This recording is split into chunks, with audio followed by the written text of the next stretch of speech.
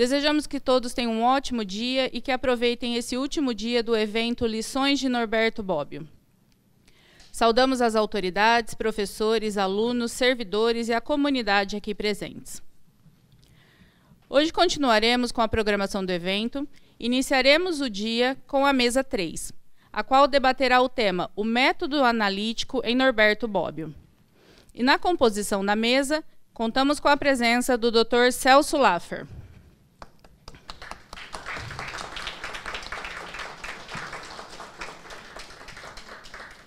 Formado pela Faculdade de Direito da Universidade de São Paulo, doutorado em Ciência Política pela Universidade de Cornell, nos Estados Unidos, livre docente em Direito Internacional Público na USP e professor titular de Filosofia do Direito da Faculdade de Direito da Universidade de São Paulo. De 2007 a 2015, foi presidente da Fundação de Amparo à Pesquisa do Estado de São Paulo, FAPESP. Foi chefe do Departamento de Filosofia e Teoria Geral do Direito da Faculdade de Direito da USP.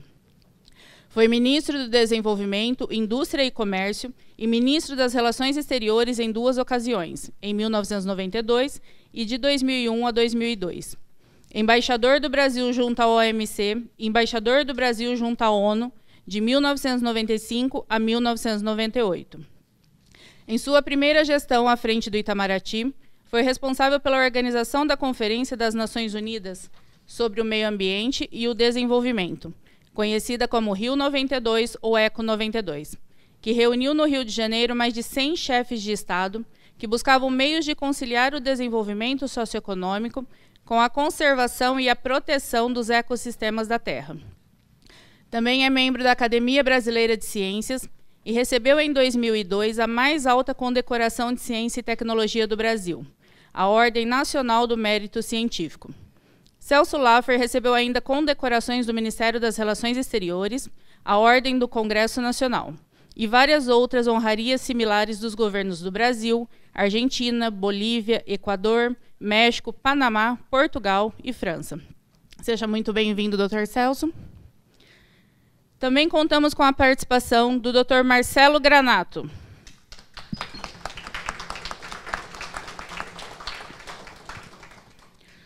Dr. Marcelo possui doutorado em Direito pela Universidade de São Paulo e pela Universidade de Torino, na Itália, cotutela de doutorado 2012. Mestrado em Direito pela Universidade de São Paulo 2008, na área de Filosofia e Teoria Geral do Direito. Também teremos a participação do Dr. André Lucente Estevam.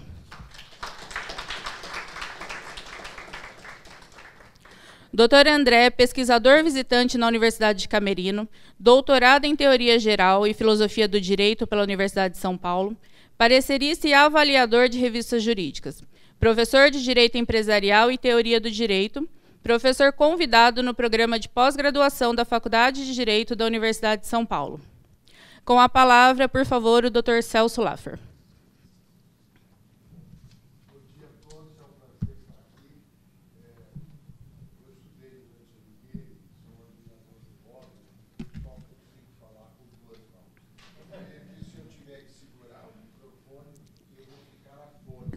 Então, vocês terão paciência, mas eu vou procurar falar alto. Esse anfiteatro. Aceita. Esse anfiteatro é um anfiteatro de bom tamanho. Onde isso... bom, tá certo. Esse anfiteatro é um anfiteatro de bom tamanho e permite esse contato direto. Olha, a primeira coisa que eu quero dizer é a satisfação que tenho de participar deste evento, que é uma iniciativa, em primeiro lugar, do Instituto Norberto Bobbio, ao qual eu estou vinculado desde o início. Não? Tenho certeza que o Celso Aze ontem deve ter feito uma explicação da origem do Instituto e do papel que nele teve o Raimundo Malhano, que foi, vamos dizer assim, uma figura inspiradora das atividades do Instituto, a qual tanto o Celso quanto eu, quanto o César Barreira e todos nós não nos cansamos de admirar pela generosidade e pelo empenho. E é claro que eu tenho muita satisfação de participar aqui de um evento na Faculdade de Direito de Ribeirão Preto, da USP, que é dirigida com empenho e vocação universitária pela minha amiga e colega, a professora Mônica Hermann. Estou devendo a ela, há muito tempo, uma vinda a Ribeirão Preto na gestão dela. Não é uma vinda completa, mas é uma manifestação do grande apreço que eu tenho pelo trabalho que ela vem fazendo e por aquilo que é uma trajetória acadêmica de muita qualidade. E é claro que compartilho com todos os parceiros empenhados neste simpósio sobre as lições de Bobbio, a alegria de um esforço conjunto. Entre eles, é claro, permito-me destacar o meu amigo, o professor Mário Lozano, que é um antigo e dedicado colaborador do nosso Instituto, que é autor de importantes estudos sobre a obra de Bobbio, inclusive a biografia cultural, que é recente, de 2018, e que é um grande jurista e estudioso italiano. Não? O desdobramento da tese de livre-docência que ele fez sob a tutela geral do Bobbio, sobre os problemas de estrutura e função no direito, depois se transformou em 3 volumes e é um clássico, sem falar da coisa do direito comparado, e num livro que eu gosto muito, que eu comentei, que é um livro sobre Tobias Barreto. O livro chama-se Tobias Barreto, Tra la Germania ideale e il Brasile reale. Não? E é um pouco a história, enfim, de como se dá a transposição dos conhecimentos e como há não apenas uma observação passiva, mas uma reação construtiva e criativa. E o Tobias Barreto é um exemplo desse tipo de diálogo. E é claro que eu não posso deixar de tecer uma palavra de carinho e de admiração pela professora Elza, minha amiga querida, que colaborou comigo durante tantos anos na Faculdade de Direito e que é um exemplo, é um paradigma, ela está lá, do que é a devoção ao ensino e à pesquisa. Bom, então, vocês sabem que eu tenho uma imensa admiração pelo Bobbio, tive o prazer de conhecê-lo pessoalmente e me dediquei, no correr dos anos, com devoção, à sua obra e à recepção do seu pensamento jurídico no Brasil. E é um pouco com base naquilo que eu já, no correr dos anos, tenho pensado e refletido, que eu vou procurar lidar com os temas da mesa de hoje, que está ligado ao tema da ciência jurídica e a visão que o Bobbio tem desta matéria. Proust observou que o estilo para um escritor é como a cor para um pintor, não? É uma qualidade de visão. E eu acho que a qualidade única da visão de Bobbio provém do seu estilo. E esse estilo é que confere uma permanente atualidade àqueles que dele e da obra dele se valem no presente e no futuro para pensar os grandes temas do direito. Bom, o que caracteriza esse estilo? Bom, é um estilo de pensamento e pesquisa baseado na análise conceitual, na clareza da linguagem, no rigor das distinções e na perspectiva racional no trato dos temas. Não? É uma avaliação relativamente recente do Ferraioli na apresentação de uma edição mais recente, de 2011, do Justnaturalismo e Positivismo Jurídico. E o que significa isto? Analisar significa dividir, distinguir, decompor, seccionar, não? Onde esta ars combinatória das dicotomias que caracterizam o pensamento do Bobbio. E qual é a linha disto? É de buscar os elementos mais do que dar enfoque aos conjuntos. Dividir o universo numa multiplicidade de fragmentos que convém examinar um a um. Então, é uma avaliação que faz o Guastini no prefácio muito interessante a uma seleção dos ensaios de Bobbio do direito publicados na França. A qualidade do estilo de Bobbio foi o que permitiu que ele cumprisse a tarefa da inteligência.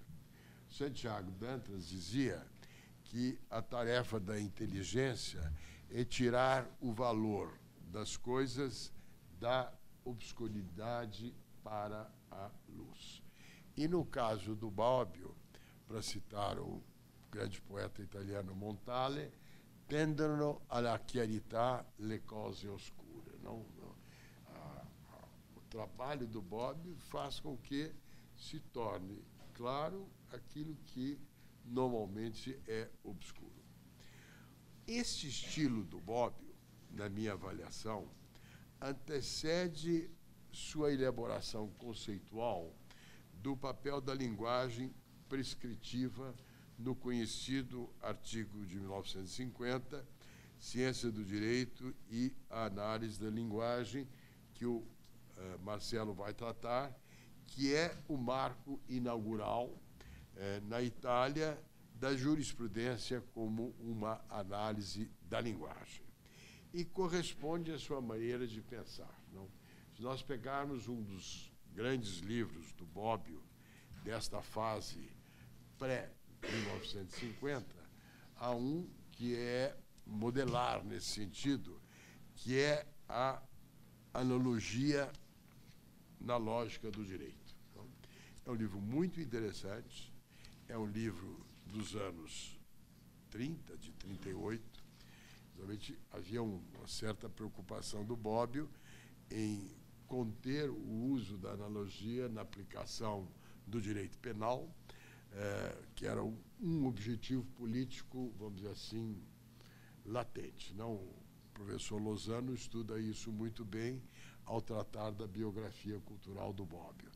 Mas este assunto é tratado com um gosto pela clareza, pela precisão, que sempre caracterizou o Bobbio no trato desse tema e de outros, que depois ele também retomou, por exemplo, e que estão no Contributi ad um dicionário jurídico, onde tem um capítulo sobre analogia e tem um sobre o costume como fato normativo. Por isso, como diz Bobbio, mesmo levando em conta que síntese e análise são momentos necessários de qualquer pesquisa, é sempre preferível, essa é uma frase dele, uma análise sem síntese a uma síntese sem análise. Não? Toda a obra do Bobbio é de, olha, análise vocês vão encontrar. Síntese, cossi, não? Às vezes sim, às vezes não. Quer dizer, quando ele trata de um assunto, ele, no final, faz a síntese do que ele tratou. Mas a síntese das sínteses é uma coisa que ele nunca elaborou. Não? Ele mesmo dizia, eu não elaborei um grande livro de filosofia do direito. Não? Se eu tivesse elaborado, eu trataria disso, juntaria com a teoria política, juntaria com a democracia, direitos humanos, etc. E tal. Mas ele sabia o que ele gostaria de fazer se tivesse tido a oportunidade de fazer. Mas é por essa razão que o artigo e também o verbete de enciclopédia, a voce da enciclopédia, são muito característicos no modus operandi do Bobbio e da sua filosofia do direito. Não? E por isso que parte considerável dos seus livros são coletâneas de ensaios organizados em torno dos seus nexos temáticos, não? A exceção, como vocês sabem, são os livros oriundos dos seus cursos universitários. Os mais conhecidos é a teoria da norma, a teoria do ordenamento, e depois, enfim, que foram combinados na teoria geral do direito. E um livro que eu acho muito extraordinário, que é o positivismo jurídico, não?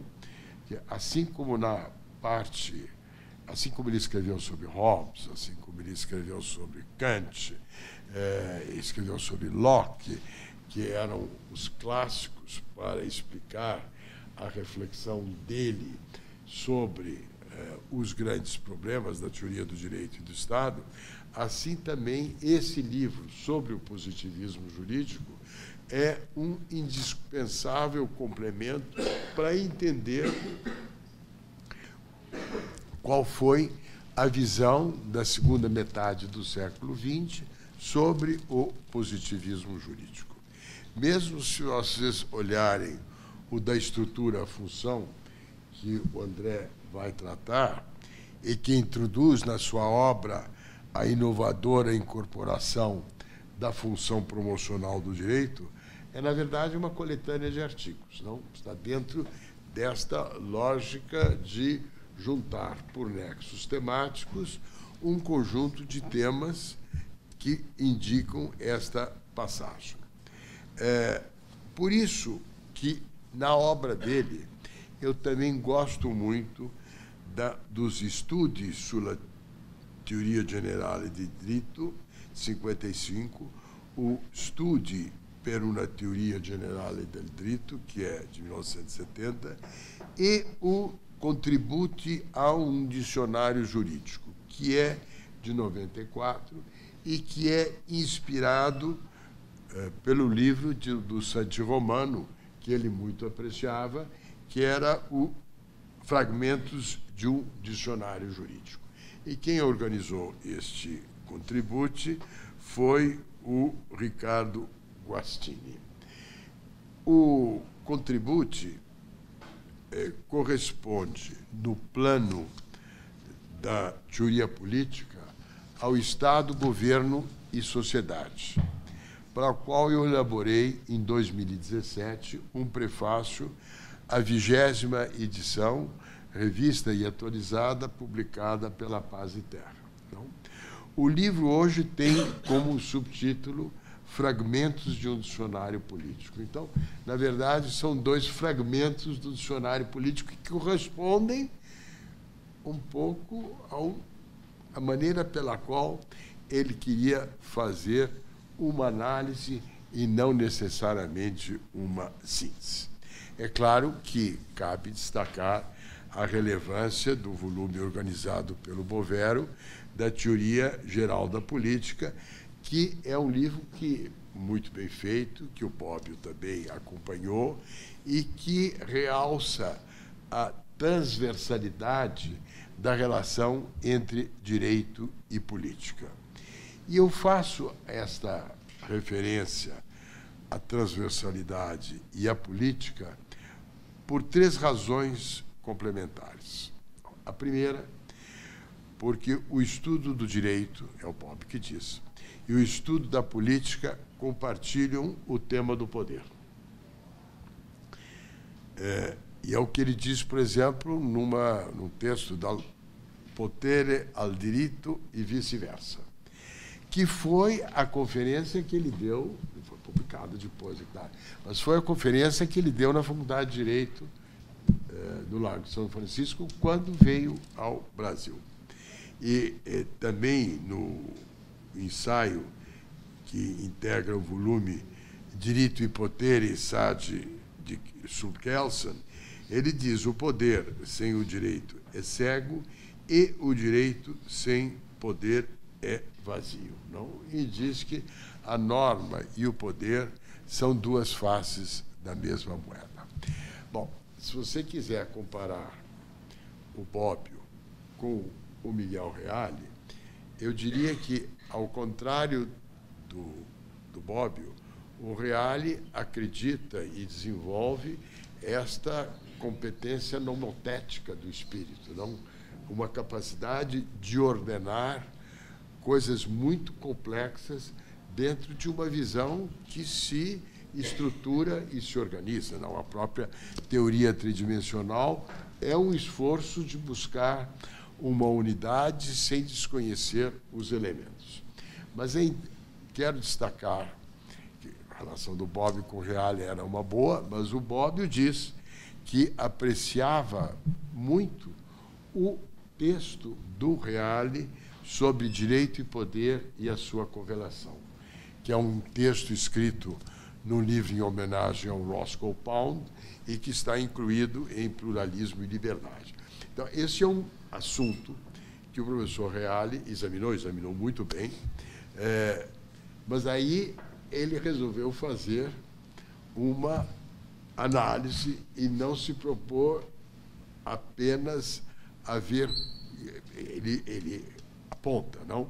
Mas é mais análise do que síntese e é um texto muito rico e muito interessante, não? Que deflui do que ele tinha escrito no Teoria do Direito e do Estado, mas que aqui ele pegou um ângulo específico.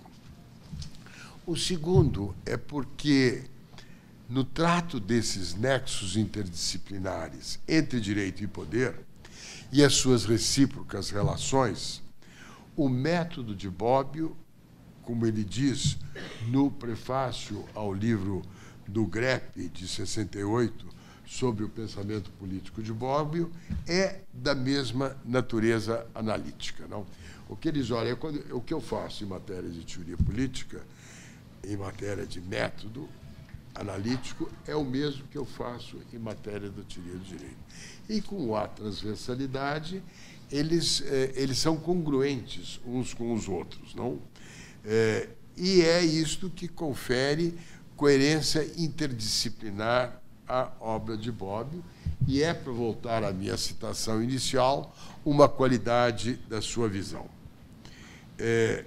Por isso, eu acho que, quando nós examinamos a obra de Bobbio, um dos grandes méritos de acesso são aqueles livros que resultam da escolha dos seus artigos. Não? Escolha, não além da escolha feita por ele, a escolha é feita pelos outros. E aí há um pioneiramente organizado pelo Alfonso Ruiz Miguel, em 1980, que é, enfim, a contribuição à teoria jurídica. É um livro muito bem feito. O Ruiz Miguel também estudou com o Bobbio, conhece muito bem o pensamento de Bobbio, e para nós, que começamos estudando Bobbio nesses anos, o livro do Ruiz Miguel oferecia esta oportunidade de ver como ele fazia esta análise e como ela era tão rica. Também acho que o livro do Guattini, que o Guattini organizou para o francês, os Essais de Théorie du Droit, é muito interessante e ele faz uma escolha muito boa. Por que ele faz uma escolha muito boa? Porque os artigos de Bobbio estão voltados para ele esclarecer problemas concretos da teoria geral do direito. São um contínuo work in progress, não? E não estão voltados para a elaboração de um sistema, como é o caso de Kelsen, como é o caso de Hart, como é o caso de Ross, para dar alguns exemplos. Então, eles partem do concreto da problemática da experiência jurídica. É por isso que a filosofia do direito do Bobbio é uma filosofia sub specie juris. E ela retém vigência como caminho para a análise e o entendimento do presente e do futuro que anima o método e os resultados da obra do Bobbio. Bom, o Bobbio, como vocês sabem, a maneira dele faz uma distinção, uma dicotomia entre a filosofia do direito dos filósofos e a filosofia do direito dos juristas.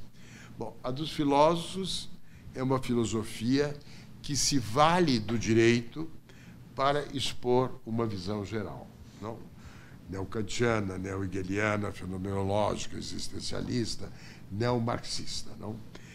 A filosofia do direito dos juristas, diz ele, é a dos juristas com interesses mais abrangentes, com interesses filosóficos, que se debruçam sobre os problemas concretos do direito, que não encontram soluções apropriadas no âmbito do direito positivo. Não é um pouco o parar para pensar os problemas da experiência jurídica, o concreto dos problemas da experiência jurídica.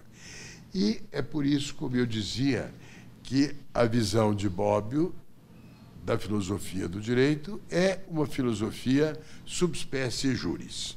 Ele parte de problemas da experiência jurídica para encontrar soluções de encaminhamento conceitual, não para enquadrar o problema num sistema concebido como uma dogmática, como diria o Tércio, de coerência sintática ou de dinâmica semântica. Não? Então, não é necessariamente para fazer uma dogmática sintática da subsunção, nem de fazer uma dogmática da interpretação e da mudança, não? Mas ver como é que eu lido com os problemas concretos da experiência jurídica. É uma perspectiva organizadora para a análise e o entendimento do direito que, nas suas transformações recentes, desborda dos sistemas, como diria o professor Lozano, e funciona muito mais em rede. Não? Então, quem se preocupa com uma dogmática de coerência sintática, com a pirâmide posta em questão, não sabe bem como lidar. E quem se preocupa com uma dogmática da interpretação fica na incerteza do neoconstitucionalismo, da constitucionalização do direito civil, não? Onde você se perde um pouco, não? Nós estávamos comentando na conferência que deu o professor Lozano, você precisa ter algum critério para se situar, não? Se você vai ao supermercado, foi a metáfora, que é uma metáfora que o Bobbio gostaria, porque ela é muito concreta, se você não sabe onde ficam as verduras, onde ficam as carnes, onde ficam os lácteos, você não sabe caminhar no meio do supermercado. Pois o que o Bobbio faz é mostrar como é que você caminha nesse supermercado de um direito que é menos pirâmide do que foi e é muito mais rede. Bom, a vocação do estudo analítico do Bobbio levou, é claro, a dividir, distinguir e decompor os problemas da filosofia do direito. Daí a sua proposta de quais são as tarefas da filosofia do direito, que é o que ele discute no justnaturalismo e positivismo jurídico. Então, primeiro, ele diz, tem um problema deontológico, ou seja, os valores que inspiram o dever ser do direito. É o reconhecimento da força do sentimento de justiça e é o que leva à importância de um campo cuja competência é a teoria da justiça. O segundo é o problema ontológico, não?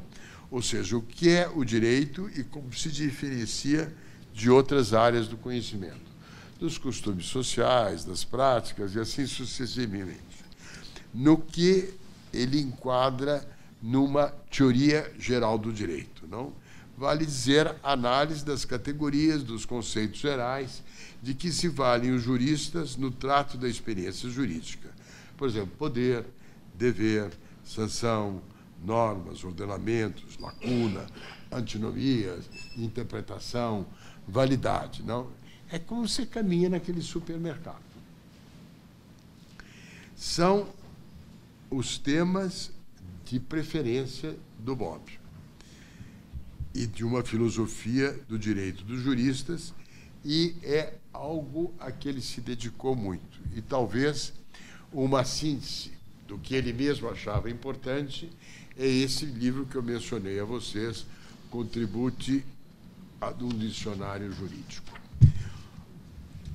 O outro é o problema fenomenológico, que ele chama um pouco na linha da terminologia na época que ele escreveu, que vem do século, da primeira metade do século XX. Ou seja, a análise da evolução do direito nas sociedades, que ele vê como um campo da sociologia jurídica. Agora, esse problema fenomenológico foi útil para o Bobbio, porque da estrutura à função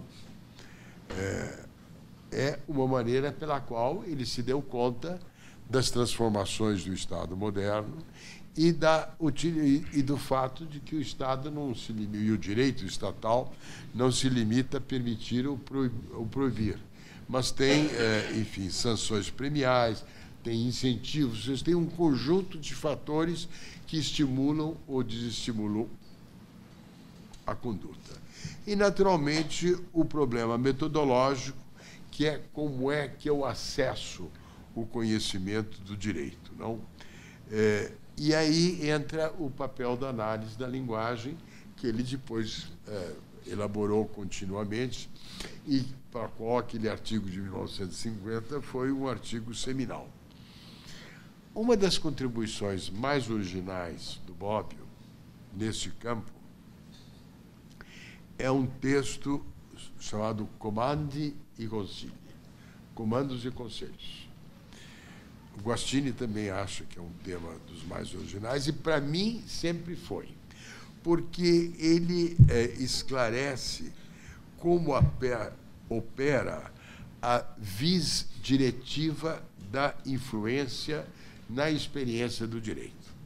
Então, vá para qualquer coisa da administração pública, digo eu com alguma experiência, e vê se o parecer que te dão na administração pública, que é um conselho, não tem um custo grande se você não cumpre com este conselho. Não? Então, o parecer.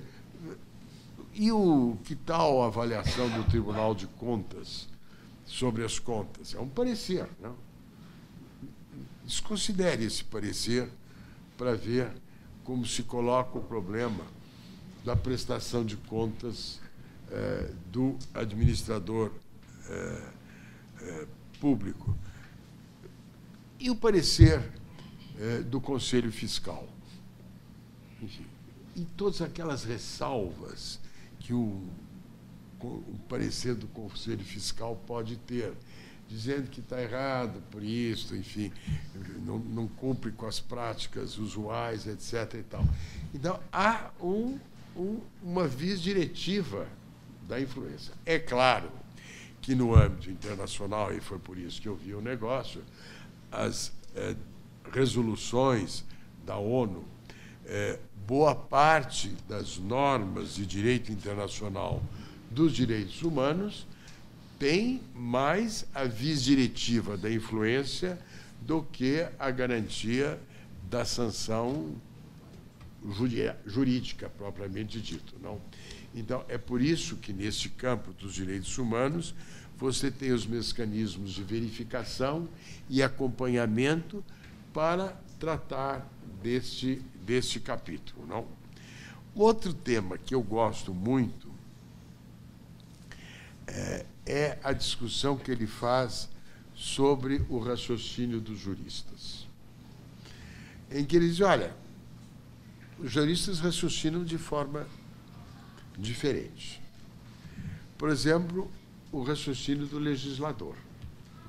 Em tese, o bom legislador, que ele estuda num texto, é o juízo político dos valores e das escolhas, não? Que se transforma numa norma pela interferência decisória do poder. Mas a cabeça do legislador é outra. Vocês vão consultar, por exemplo, o Rodrigo Maia, que é o presidente da Câmara, ou vão consultar o presidente do Senado, que estão lidando agora com a reforma da Previdência, com a reforma tributária. Eles estão fazendo um juízo de valor, não? Enfim, o que é bom, o que não é, bota os estados, não bota os municípios, faz uma mudança dos impostos federais, inclui os estados, não? Esse IVA vai incluir também o ICMS, o imposto de serviço. O juízo do legislador é um juízo político sobre qual é o melhor caminho. O juiz tem outro tipo de raciocínio. Então, como é que eu, enfim, aplico a lei ao caso concreto? É uma regra? É um princípio? Qual é o valor dos princípios? Etc. e tal. E, naturalmente, é diferente o raciocínio do advogado, porque, naturalmente, ele sustenta uma tese no processo. Não? A petição inicial é um tipo de raciocínio jurídico, que é um raciocínio jurídico voltado para convencer o juiz da razoabilidade e da justiça da sua causa. Com o que o Bobbio enfrenta um tema muito interessante sobre o que é a razão no direito. Não? Então, ele diz, olha, não é a razão no sentido forte, de que ela é reveladora de tudo, não? Que é um pouco a visão do direito natural clássico, não? Mas é uma razão mais operativa, não? Ela se vale das regras da lógica, da pragmática e de todas as disciplinas que têm por objeto operações mentais que se inserem no conceito de raciocínio. No extraordinário livro dele, que é o Problema da Guerra e os Caminhos da Paz, ele se vale de 3 grandes metáforas, da qual ele gostava muito. O peixe na rede, a mosca na garrafa e o labirinto. Não? O peixe na rede, olha, você pode aí espernear para burro ou se movimentar dentro da rede, mas, enfim, o fim é inexorável e o peixe vai morrer. O outro é a mosca dentro da garrafa. A mosca está dentro da garrafa, mas tem uma saída da garrafa. Ela não sabe, mas a razão, o filósofo, sabe como orientar a mosca a sair da garrafa. E outra é a metáfora do labirinto. Olha, nós vivemos num mundo que é o labirinto da convivência coletiva. A única lição que nós aprendemos é de que existem caminhos bloqueados, em que você precisa procurar a saída do labirinto. Não? Por exemplo, o tema do meio ambiente e do desenvolvimento sustentável mostrou que, se você não levar em conta o equilíbrio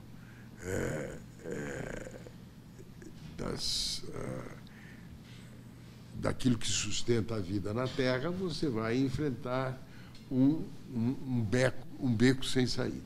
Bom, então, esse também eu acho muito interessante, o do Comandos e Conselhos, e esse sobre a razão do direito. E eu vou terminar com um tema que é sempre um tema muito complicado, e como é que o Bobbio tratou.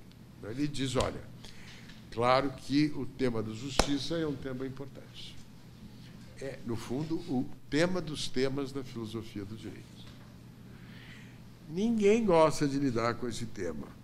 Por quê? A não ser que você seja o filósofo que sabe como tirar a mosca de dentro da garrafa, ninguém consegue com facilidade lidar com a justiça, que é um sentimento forte, generalizado, mas plurívoco, não? De muitos significados.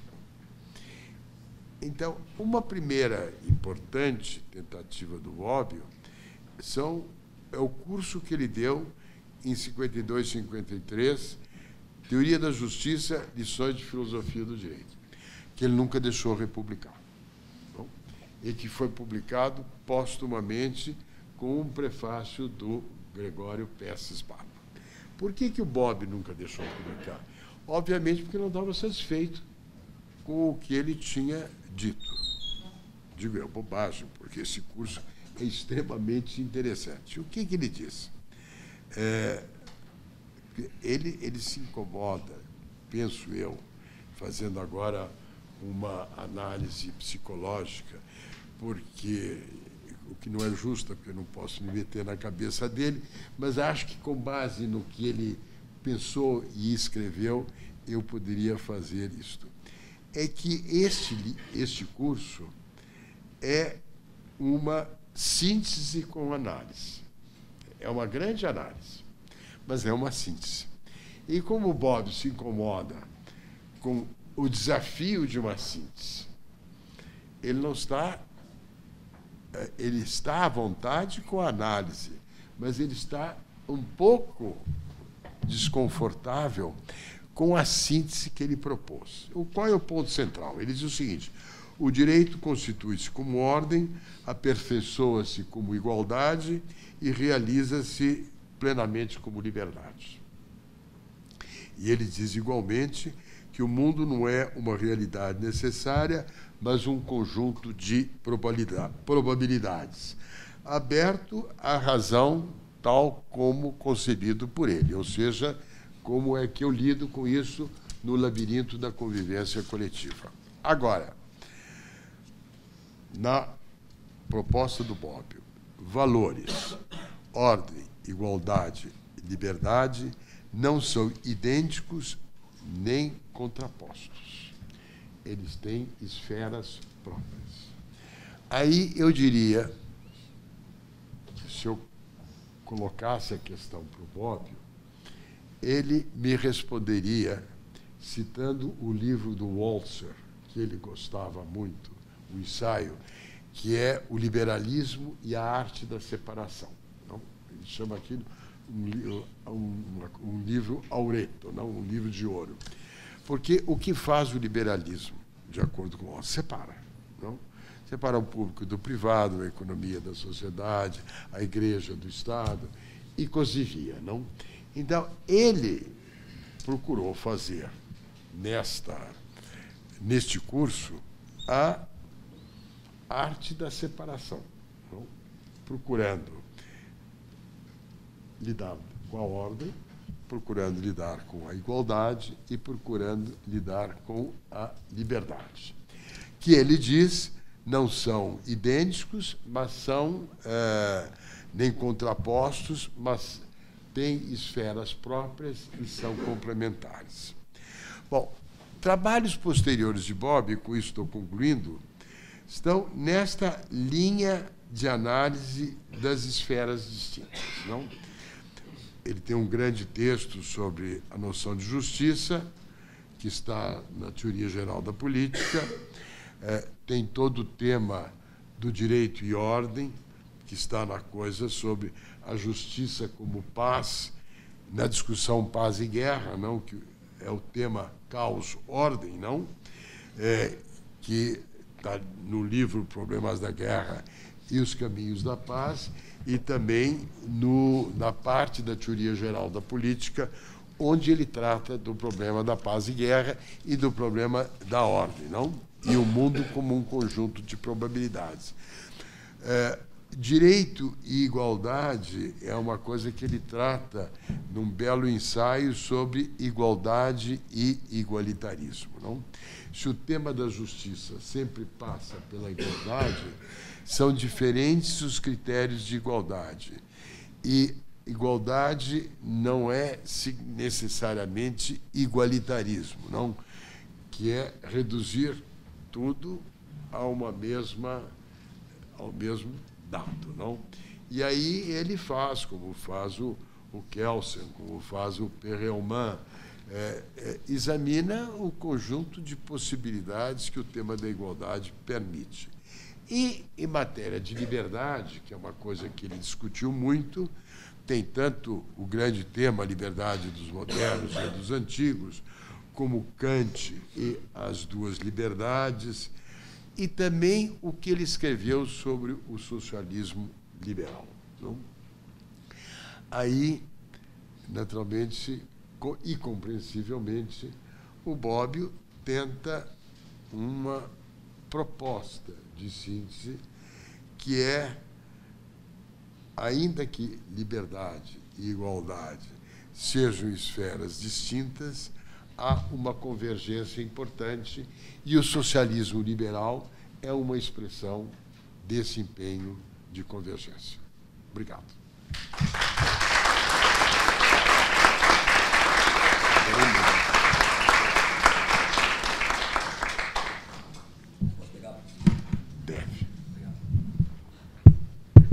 Bem, bom dia. Também eu não posso começar sem agradecer a organização do evento, ao Instituto Norberto Bobbio, à Faculdade de Direito, nessa ótima iniciativa de levar Bobbio para novas sedes. Ainda mais com a presença da professora Elza, do professor Lozano e do meu maestro aqui. Bem, nosso tema é a ciência jurídica na concepção de Bobbio. Ou melhor, nas diferentes concepções de Bobbio. Ao longo da sua carreira, ele não teve um único ponto de vista sobre a ciência jurídica, sobre o trabalho de interpretação, de ordenação, sobre o manejo do sistema jurídico pelos juristas. E aí reside um aspecto interessante do tema. Nós vamos ver que o entendimento de Bobbio sobre a ciência jurídica era um nos anos 50 e passou a ser outro a partir dos anos 60. Eu e o André nos organizamos para expor esse percurso, cuja primeira parte cabe a mim. E, para mostrar isso a vocês, eu vou recorrer a dois textos de Bobbio. O primeiro, já referido pelo professor, Ciência do Direito e Análise da Linguagem, de 1950, e o outro, Sobre o Raciocínio dos Juristas, também mencionado há pouco pelo professor, de 1955. Por meio desses textos, e daqueles a que o André se referirá, dos anos 60 em diante, nós vamos percorrer a mudança da visão de Bobbio sobre a ciência jurídica, sobre o papel do jurista diante do sistema jurídico e da sua evolução.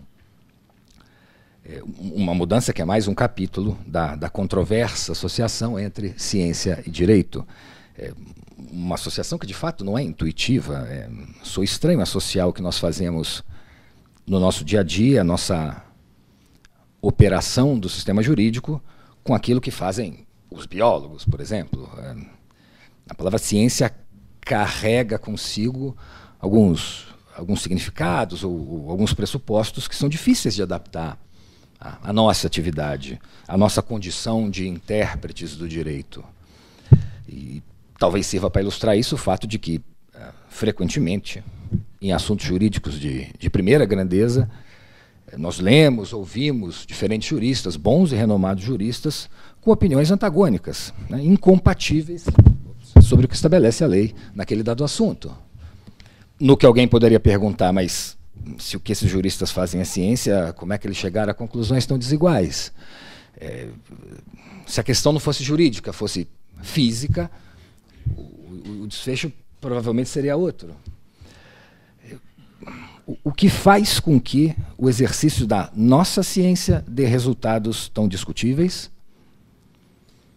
Por que é que as questões jurídicas se apresentam como questões de opinião? Opinião no sentido que normalmente se opõe à de ciência. O problema seria do nosso objeto, das leis, ou o problema seria nosso, da nossa maneira de indagá-las?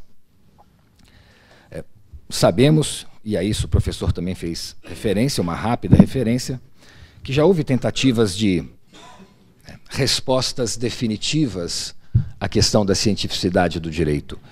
Foi o que fizeram, por exemplo, os partidários do direito natural, que sustentaram a existência de leis necessárias e universais da conduta humana, leis tão naturais quanto aquelas que regem o universo, leis que o homem seria capaz extrair da observação da natureza humana, tal como ele é capaz de compreender as leis naturais que regem o universo. Esse é um dos pontos de que Bobbio parte no primeiro texto que nós vamos examinar, Ciência do Direito e Análise da Linguagem, que decorre de uma conferência de Bobbio de 1949, lá em Turim. Nesse texto, na parte em que trata do direito natural, em particular da sua tentativa de conferir cientificidade ao nosso ofício, Bobbio afirma que o resultado dessa tentativa, dessa aproximação do direito ao ideal científico racionalista da época, foi uma ciência do direito estranha ao direito, que talvez até pudesse ser tomada como ciência na acepção de então, mas que era estranha ao que faziam os seus cientistas, os juristas. Palavras de Bobbio. De um lado, criou-se um novo saber, que para ser verdadeiro não era jurídico, direito natural. De outro, manteve-se o saber tradicional, que para ser jurídico não era verdadeiro, a ciência do direito. Isso, sempre na opinião de Bobbio, decorria de uma visão superada da ciência. A própria ciência natural teria, em seu progresso, posto abaixo os conceitos tradicionais de natureza, de leis fixas, de proposições evidentes, substituindo-os por conceitos mais manejáveis, por princípios operativos, por pontos de partida convencionais. Essa nova concepção da ciência se refletiria na avaliação do caráter científico ou não da ciência do direito. E nessa nova concepção, a cientificidade das proposições da ciência decorre do seu rigor. Em outras palavras, na ciência, a verdade se exprimiria no rigor com que os enunciados científicos são produzidos. Citando Bobbio novamente, a cientificidade de um discurso não consiste na verdade, isto é, na correspondência da enunciação a uma realidade objetiva, mas no rigor da sua linguagem, ou seja, na coerência de um enunciado com todos os outros enunciados que integram com ele o sistema. E quando uma linguagem pode ser denominada rigorosa? Cito Bobbio novamente num trecho que vai se esclarecer adiante. Ele diz: quando todas as palavras das proposições originárias do sistema são definidas, ou seja, quando são estabelecidas todas as regras do seu uso e não são nunca usadas senão respeitando tais regras. B. Quando são estabelecidas as regras com base nas quais, das proposições originárias, se podem extrair as proposições derivadas e não se usam outras regras senão as estabelecidas. Ou seja, quando são perfeitamente dadas as regras de formação das proposições iniciais e as regras de transformação pelas quais se passa das proposições iniciais àquelas sucessivas.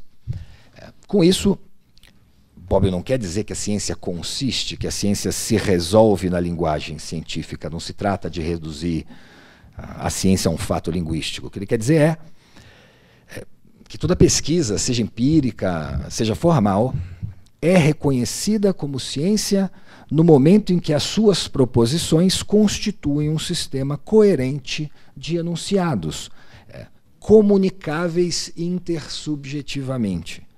Daí a importância de uma linguagem construída com rigor, tanto na caracterização quanto no progresso de uma ciência.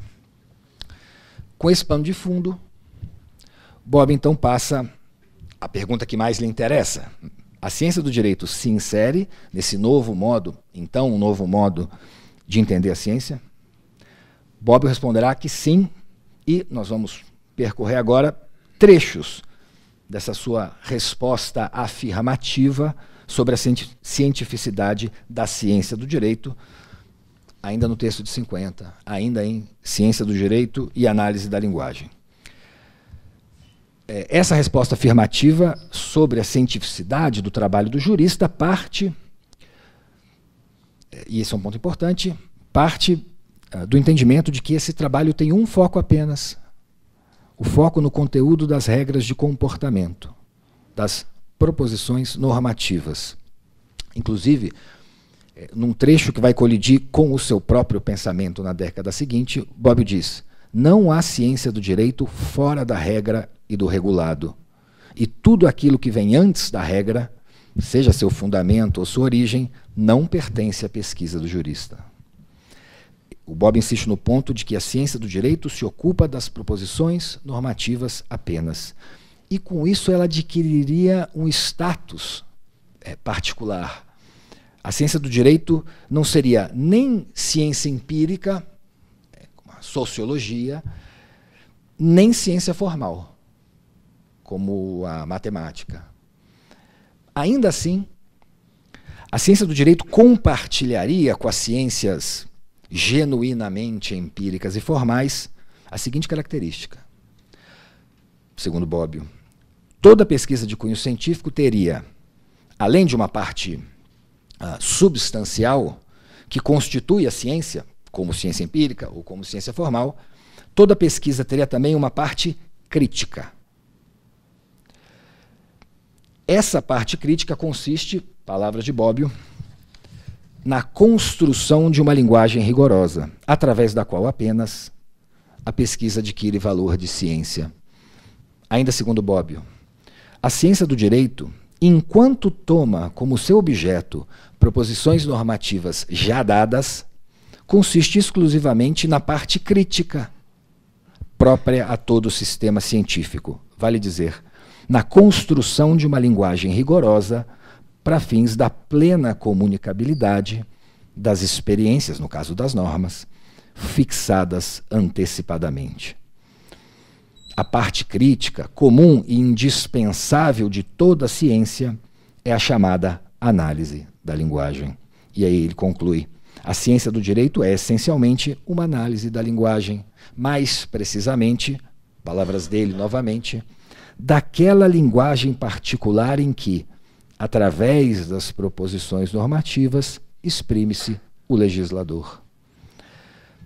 Então, a tarefa do cientista do direito seria transformar o discurso do legislador num discurso rigoroso, ou seja, num discurso atento à definição das palavras incluídas nas proposições do sistema jurídico. Assim, ao uso dessas palavras e a dedução e a obtenção de outras proposições a partir das proposições originárias do sistema. Assim é que a ciência do direito se apresentaria como ciência.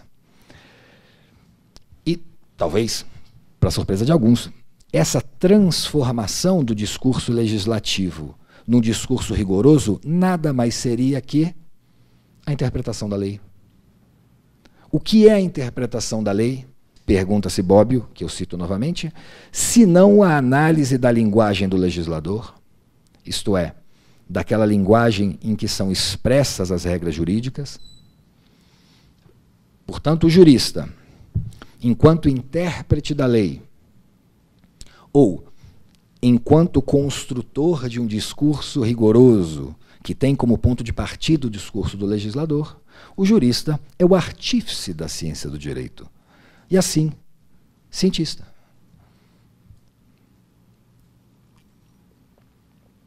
Numa ciência que se desenvolve genericamente em 3 fases. Fases que especificam o que Bobbio entende por discurso rigoroso. A fase da purificação é a primeira, em que a tarefa do jurista é tornar rigorosa ou mais rigorosa a linguagem empregada pelo legislador. Essa tarefa gira em torno da elucidação do significado das palavras usadas pelo legislador nas proposições normativas, a partir das regras que conformam o uso dessas palavras. Ou seja, a primeira tarefa do jurista, de tornar a linguagem do legislador rigorosa ou mais rigorosa, tem uma dimensão prevalentemente conceitual. Já a segunda das 3 tarefas do jurista consiste em completar, a palavra é do próprio Bobbio, em completar o discurso do legislador, atentando à unidade do ordenamento jurídico. O cientista do direito, então, ele tanto integra proposições normativas ao sistema, partindo das próprias regras do sistema, analogia, quanto exclui do sistema proposições que lhe sejam contraditórias. E a terceira e última tarefa do jurista, na ciência do direito então proposta por Bobbio, é a de ordenar o discurso do legislador, sistematizá-lo, torná-lo inteligível em meio às proposições normativas que se sucedem no curso do tempo. A concretização dessas três tarefas faria do jurista um cientista do direito e sem que ele precise, para isso, deixar os domínios do sistema jurídico, como fazia quando recorria ao direito natural. Essa é a conclusão de Bobbio em Ciência do Direito e Análise da Linguagem. Uma conclusão passível de discussão. Por exemplo, o jurista cientista que Bobbio delineia, ele apenas elucida o direito, ou o discurso do legislador, ou ele também contribui na formação do direito? Em outras palavras, o cientista do direito interfere sobre o objeto que pesquisa?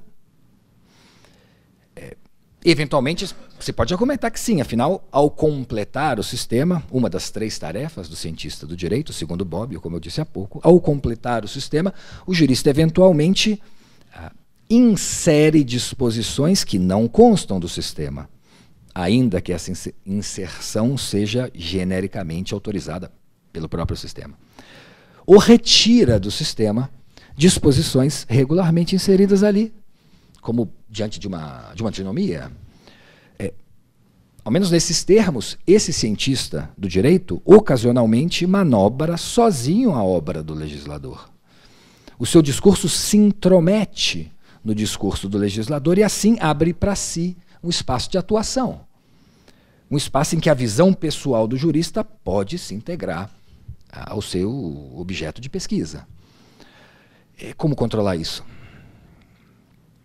Como certificar a precisão das conclusões desse cientista do direito? Essa talvez seja uma discussão pertinente. Mas já é hora de passar para o segundo e meu último texto de Bobbio a ser comentado, e os comentários serão mais breves agora. Sobre o raciocínio dos juristas, já referido aqui, é um texto de 55. E nesse texto, Bobbio já não se detém sobre a natureza científica ou não da ciência do direito.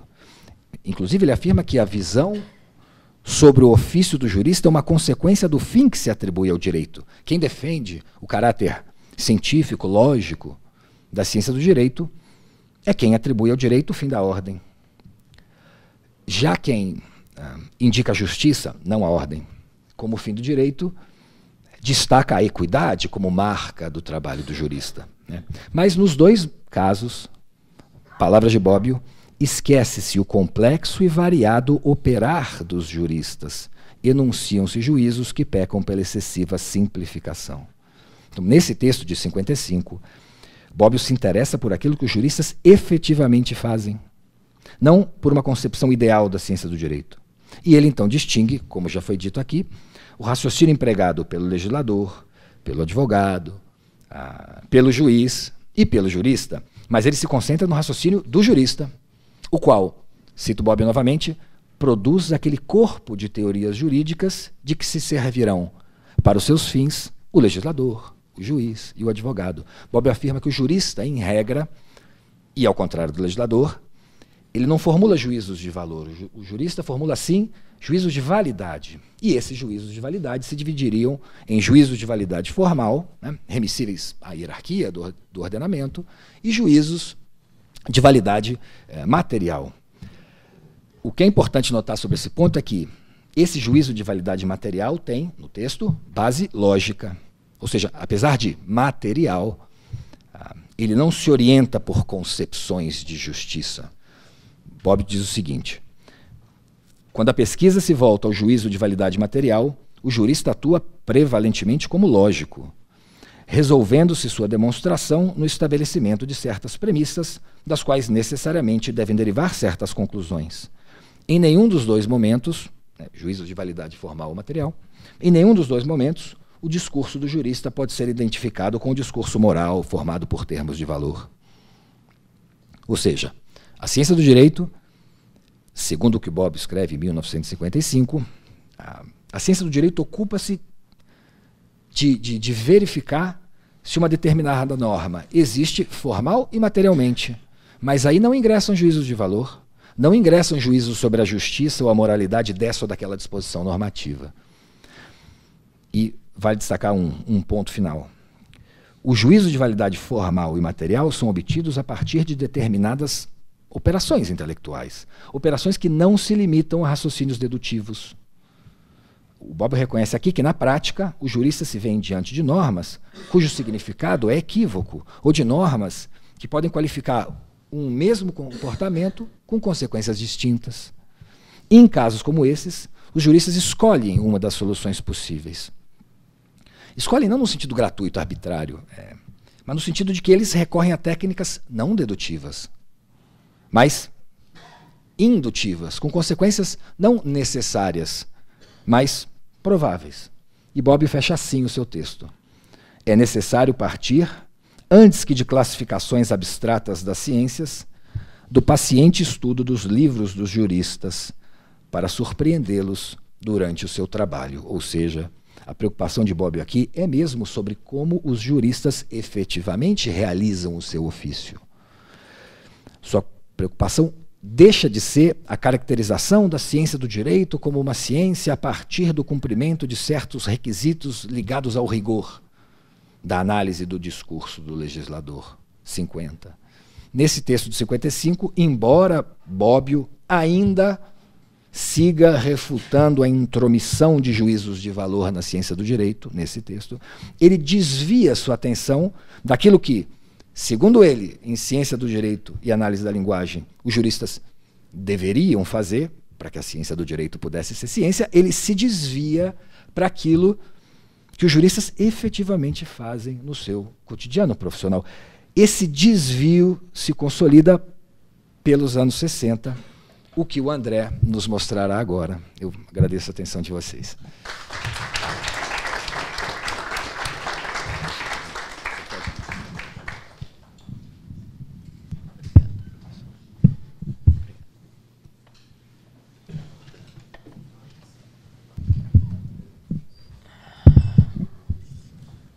Muito obrigado.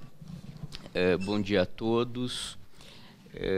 Em primeiro lugar, gostaria de agradecer ao Instituto Bobbio, o Instituto Norberto Bobbio e a Faculdade de Direito aqui de Ribeirão Preto, da USP, pela promoção desse evento.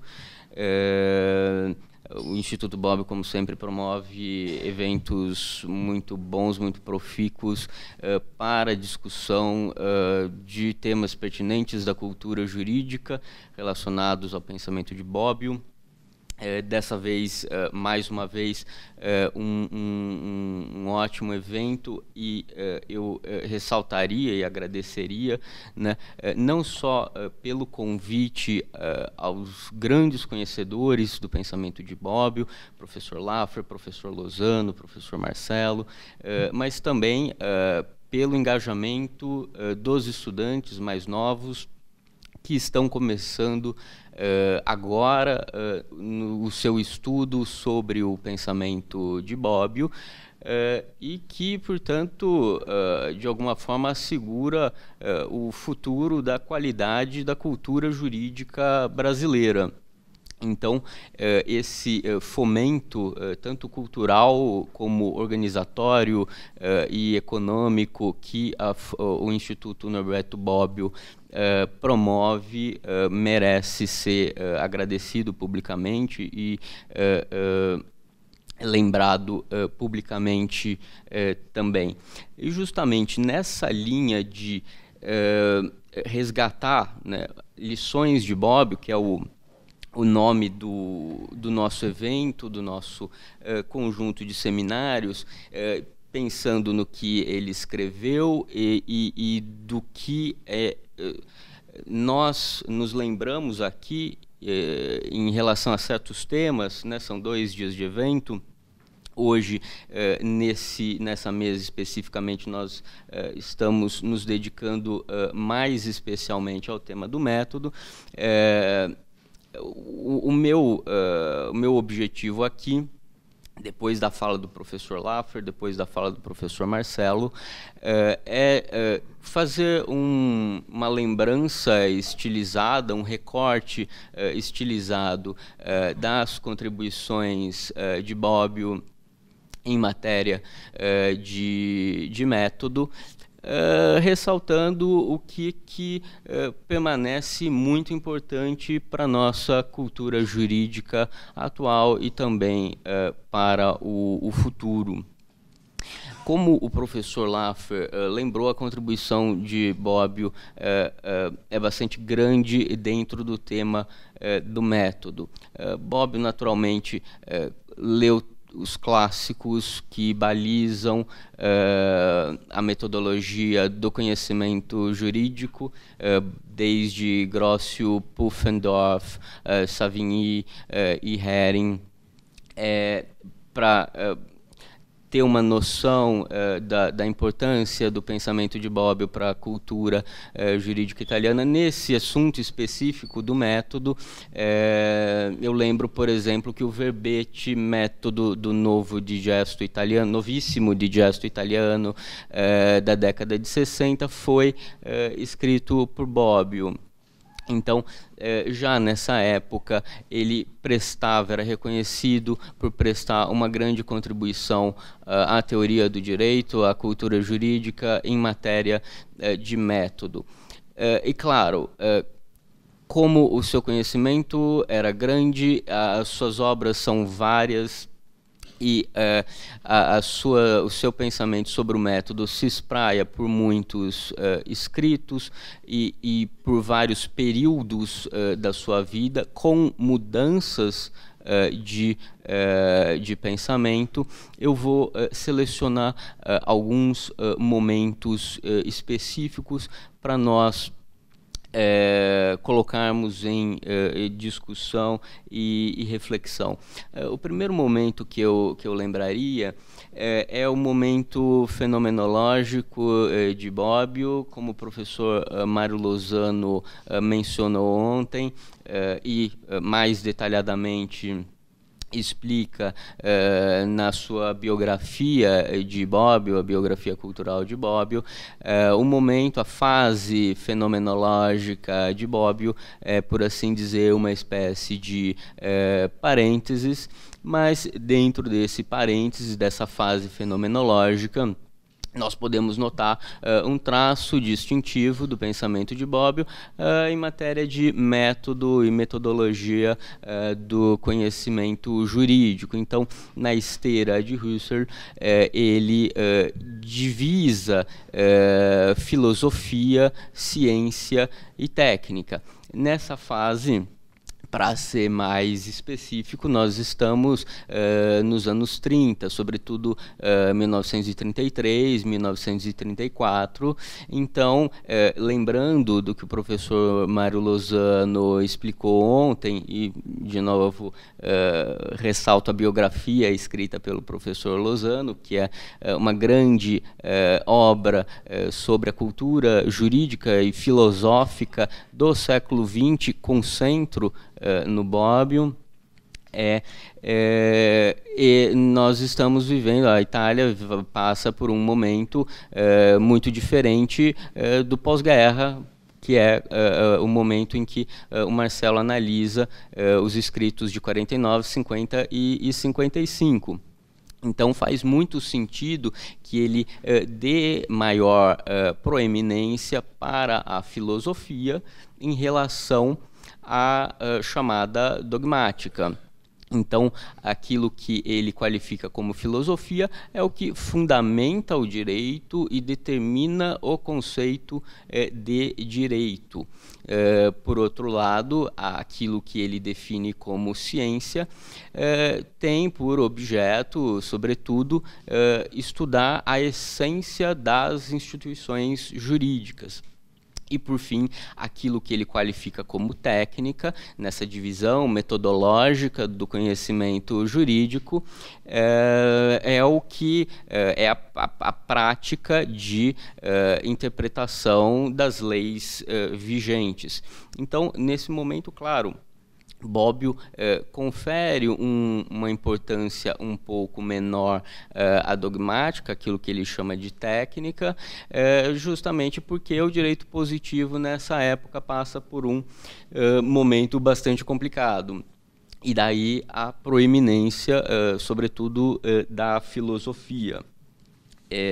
Num texto de 41, por exemplo, Bobbio escreve: a mentalidade dos juristas é, ao fim e ao cabo, uma mentalidade dogmática, teológica e não científica, é dizer, adesão ao direito positivo somente porque é direito positivo e, assim, portanto, fetichismo de autoridade, adoração das palavras da lei. Nós veremos que a posição de Bobbio muda radicalmente, sobretudo a partir de 49 e 50, quando as condições políticas da Itália mudam e justamente propiciam, permitem que o direito positivo seja democraticamente elaborado e, portanto, ocupe um papel central no conhecimento do direito. O segundo momento dessa trajetória de Bobbio que eu gostaria de ressaltar a propósito do tema do método é justamente o período dos anos de 49 e 50, quando ele escreve esse ensaio seminal sobre direito e análise da linguagem, ciência jurídica e análise da linguagem, que eu não vou repetir aqui, o Marcelo que expôs brilhantemente os pontos principais desse ensaio, em que ele define o que deve ser o papel do jurista, né? Vejam o grande giro que ele empreende entre 49 e 50, né? Mais ou menos na época em que ele declara morto o filósofo puro, né? Que é aquele momento justamente de proeminência da filosofia, e confere primazia ao direito positivo e diz: o trabalho do jurista é esse, é fazer uma análise da linguagem seguindo aquelas 3 etapas que o Marcelo mencionou, de purificação, conciliação de antinomias e integração de lacunas. O que, claro, também foi objeto de críticas na época na Itália, porque justamente construindo esse corpo coerente de linguagem, esse corpo rigoroso, de linguagem rigorosa, isso definiria o que é ciência, o que é conhecimento científico. Mas a grande crítica que surge nesse momento, e eu relembro essa crítica justamente para demonstrar a evolução do pensamento do Bobbio, para onde ele vai depois de 50 e 55, a principal crítica é a seguinte: olha, o jurista, ao fazer isso, ao empreender essa análise de linguagem, ele efetivamente transforma o seu objeto de análise, que é a linguagem legislativa, né? Como é que se pode afirmar que esse trabalho é científico se ele propriamente confunde, acaba misturando a linguagem objeto, que é a linguagem legislativa, com a sua própria linguagem?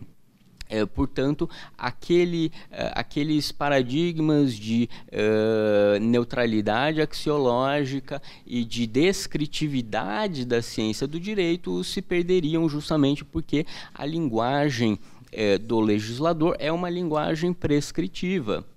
Quando o jurista integra lacunas, ele está trabalhando na construção de normas jurídicas. Ou seja, ele está trabalhando na construção de uma linguagem prescritiva.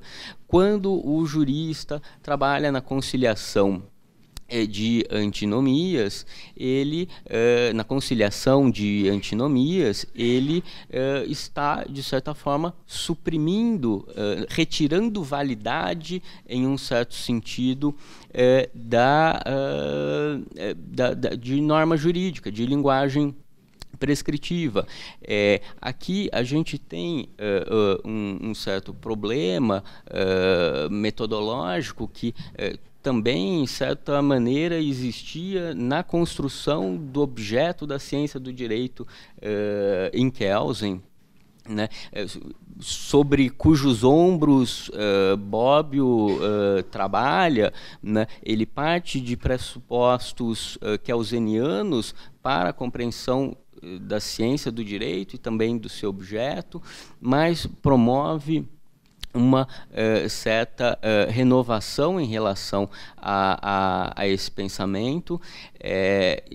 Em Kelsen nós já víamos o problema da construção kantianamente, né, a construção ao modo da filosofia de Kant, do objeto de análise do cientista do direito.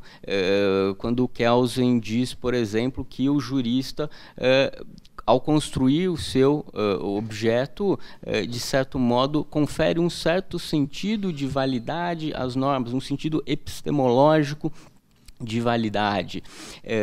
Aqui em Bobbio, nós também temos esse problema mas transposto para o plano da análise da linguagem, de mistura e confusão entre a análise do legislador e a linguagem do legislador e a linguagem do cientista do direito. Bom, Bobbio refuta algumas críticas, Bobbio conhece as críticas que são feitas. Nos anos 60, todo o pensamento jurídico de Bobbio passa por uma grande fase de aprofundamento, e em 1967 nós temos a publicação de um outro texto seminal de Bobbio, que é Ser e Dever Ser na Ciência do Direito, apresentado justamente num evento, numa conferência da IVR, da Associação Internacional de Filosofia do Direito, na qual ele muda parcialmente o seu pensamento a respeito do método, justamente porque ele percebe que a ciência do direito, tal como exposta por ele, estaria, sim, possuindo um caráter prescritivo e não simplesmente descritivo. E aí, Bobbio transfere a descritividade para o plano da metajurisprudência, que tem por objeto justamente a ciência do direito, a jurisprudência, tem justamente essa tarefa metodológica, a tarefa de estabelecer um estatuto científico para a jurisprudência. Claro que em 67, quando Bobbio faz essa conferência, muda o seu pensamento a respeito do método, faz essa transferência de prescritividade e descritividade das atividades do jurista, seja no plano da jurisprudência ou no plano da metajurisprudência. Ele também é objeto de críticas, porque Bobbio, ao propor que a metajurisprudência descreva o que faz a ciência, o cientista do direito, o jurista, quando faz ciência do direito, ele vai delimitar aquilo que ele entende como ciência do direito e não vai descrever aquilo que ele entende que não seja ciência do direito. Então, mesmo nessa atividade metalinguística, de metajurisprudência descritiva, ao descrever o que o jurista entende que seja o papel do jurista na ciência do direito, ele circunscreve aquilo que ele entende ser o conhecimento jurídico dentro de um estatuto científico e, por exclusão, deixa de fora aquilo que não é conhecimento jurídico embasado por esse estatuto científico que aquele que elabora a meta-jurisprudência entende ser cabível. Bom, esse é o terceiro momento do pensamento, da trajetória de Bobbio a respeito do método que eu gostaria de colocar em relevo. Existe mais uma fase do pensamento de Bobbio que eu também gostaria de destacar, que já salta para os anos 70, especificamente um artigo de 1971, que é Direito e Ciências Sociais, publicado no hoje clássico da estrutura à função, que é de 76. E nesse ensaio, Bobbio toma um certo distanciamento em relação ao papel do jurista, e aqui entra de novo, né, a utilidade do conhecimento de Bobbio sobre a política, sobre a sociedade, ou seja, aquele papel que ele descreve em 57 como o papel fenomenológico da filosofia do direito, que se especializaria na sociologia do direito propriamente.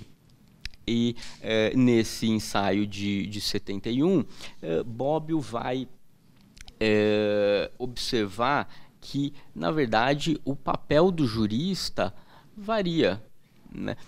O papel do jurista vai variar de acordo com certas mudanças.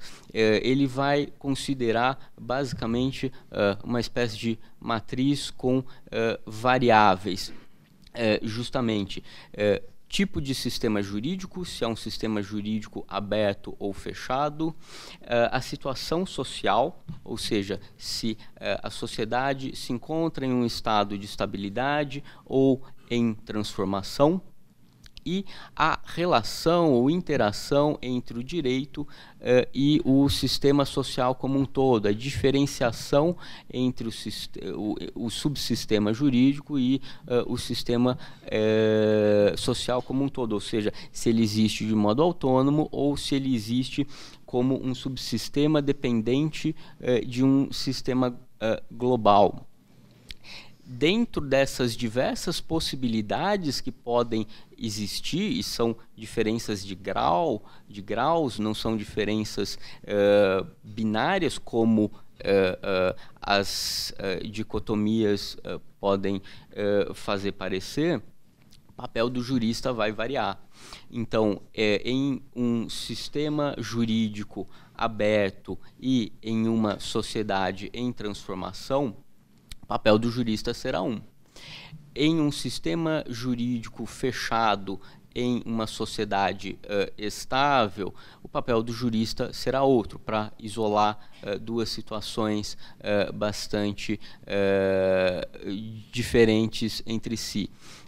Se o sistema jurídico é fechado, as normas são tidas como postas, devem ser transmitidas, devem ser aplicadas pelo juiz, e cabe ao jurista a exatidão de sentido, buscar a exatidão de sentido das normas. Aí entra com bastante adequação o trabalho de análise de linguagem que o jurista faz. Por outro lado, se o sistema jurídico é aberto, as normas elas são postas e repostas, elas estão em transformação. Se no sistema fechado, em uma sociedade estável, as normas têm uma vocação para estabilidade, de outro modo, em um sistema aberto, em uma sociedade em transformação, as normas têm uma vocação para a mudança. No caso do sistema fechado, não cabe ao jurista dar vida a novas normas, mas interpretar as normas postas. Em um sistema mais dinâmico, aberto, com a sociedade em transformação, o jurista olha para os fatos sociais e, a partir daí, pensa nas normas que devem solucionar o caso, enquanto que na outra situação, em primeiro lugar, o jurista olha para as normas. Justamente, nós, hoje, né, eu acho que para discutir a atualidade do pensamento de Bobbio, nós podemos colocar esse certo distanciamento de Bobbio em relevo e, com essa consciência, observar as diferenças de método do conhecimento jurídico que existem, seja na produção de ciência do direito, seja também na produção de decisões judiciais, sobretudo do Supremo Tribunal Federal, que acabam se incorporando não só ao ordenamento jurídico, mas à cultura jurídica de um modo geral. Essa variedade de métodos ainda se verifica, sobretudo no Brasil, e daí um certo choque de percepções do fenômeno jurídico. Existem juristas e magistrados que reivindicam um chamado positivismo moderado, e quando eles querem dizer positivismo moderado, eles querem invocar justamente essa análise da linguagem que Bobbio magistralmente expõe na década de 50, e de outro lado existem outros métodos jurídicos que inclusive Bobbio também conheceu, também debateu, acho que foi o professor Laffer que mencionou Perelman. Bobbio também conheceu a obra de Perelman, debateu a obra de Perelman, e de fato, as teorias retóricas da tópica, da nova argumentação, continuam existindo e funcionam no Brasil e em outros países em que existem forças divergentes, forças transformadoras, forças conservadoras, e por isso, na minha opinião, a necessidade da consciência da situação jurídica em que nós nos encontramos, do momento social em que nós nos encontramos e da relação de diferenciação entre o direito e o sistema social globalmente concebido. É justamente essa consciência que nos permite identificar quais os métodos mais adequados para a investigação do conhecimento jurídico. E Bobbio já dizia isso, e eu encerro com uma frase dele que me parece muito apropriada para apontar essa consciência que permite a identificação de um método adequado. Bobbio escreve: no vasto universo do saber há lugar para todos, e a utilidade da reflexão metodológica consiste em nos tornar conscientes, cada um do seu território, e do direito a existir em outros territórios distantes ou próximos. Muito obrigado.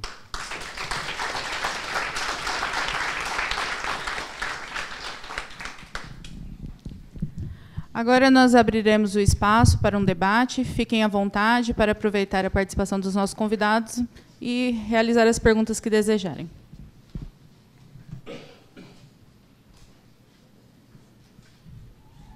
Alguém, alguma pergunta?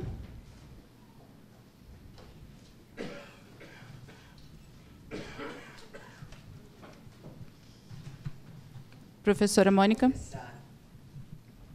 A minha questão é dirigida, na realidade, aos três. Apresentadores e debatedores aqui. Eu perguntaria, o professor Bobbio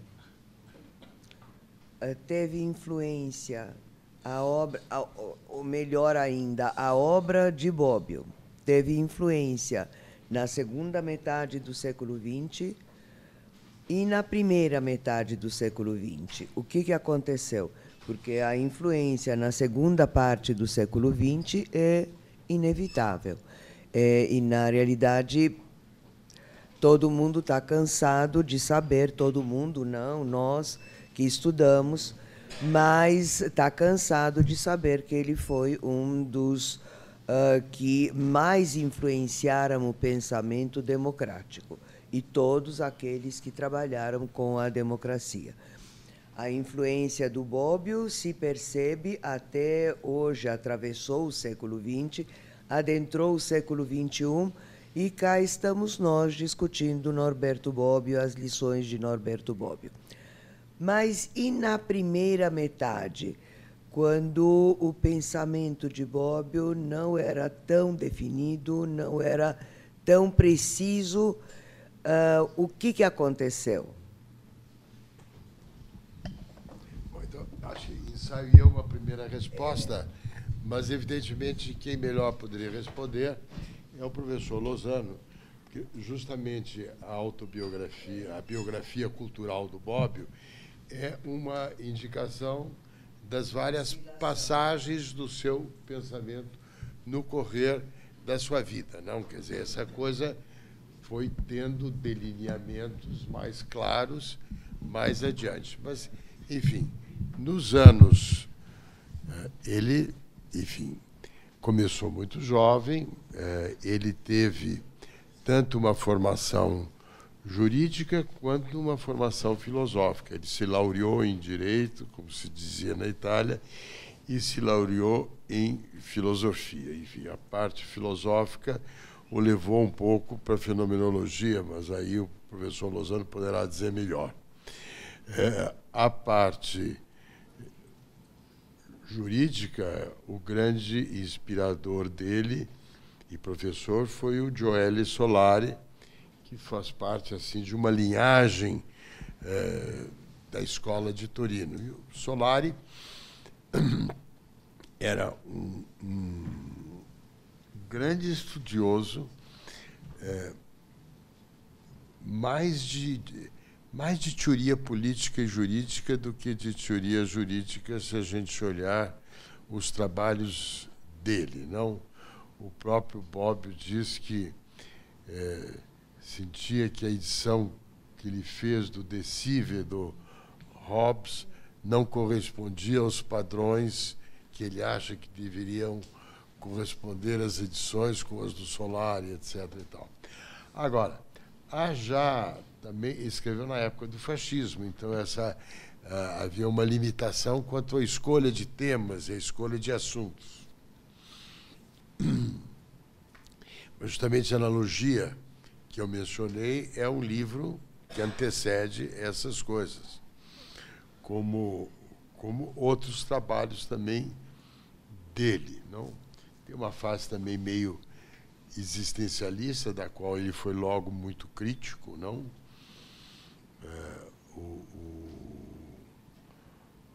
Enfim, a obra significativa do Bobbio, na avaliação do próprio Bobbio, é posterior à Segunda Guerra Mundial.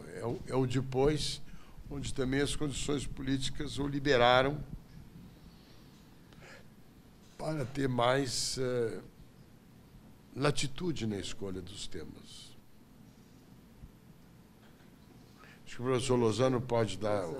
Quer participar? É um tema problemático, porque, efetivamente, na época do fascismo, a obra de Bobbio ficou comprimida dentro as possibilidades materiais de publicar. Escolheu temas que o próprio Bobbio chamava-se de anodinos, neutrais, no sentido que, por exemplo, buscando a analogia, buscando a consuetudo, são temas que efetivamente não impactam com o direito positivo da época fascista. Quando Itália si libera do fascismo, si chega à Constituição de 1948, o próprio Bobbio escreve Incepit vita nova. Começou uma nova vida e começou o seu trabalho de divulgação e também de aprofundação da teoria democrática. Na segunda metade, effettivamente, o Bobbio tem uma influência enorme sobre os que se identificam com o setor progressista, não digo de esquerda oficial, mas geralmente progressista da Itália. Não esqueçam que a Itália do segundo pós-guerra, 1950 e mais, é a Itália cristã, mas a che Moravia chamava di Italia bigotta. Italia come si può dire, ipercattolica. Italia che, eu lembrei ontem, processava Sartre, melhor dito, processava o editor di Sartre por obscenidade, tendo pubblicato a traduzione di Lemur. Nesse caso, claramente, a posição de Bobbio é fortemente presente no setor democrático progressista de esquerda e também de paleo-esquerda institucional. O velho Partido Comunista sempre foi muito aberto frente a Bobbio, mais do que os socialistas, na verdade.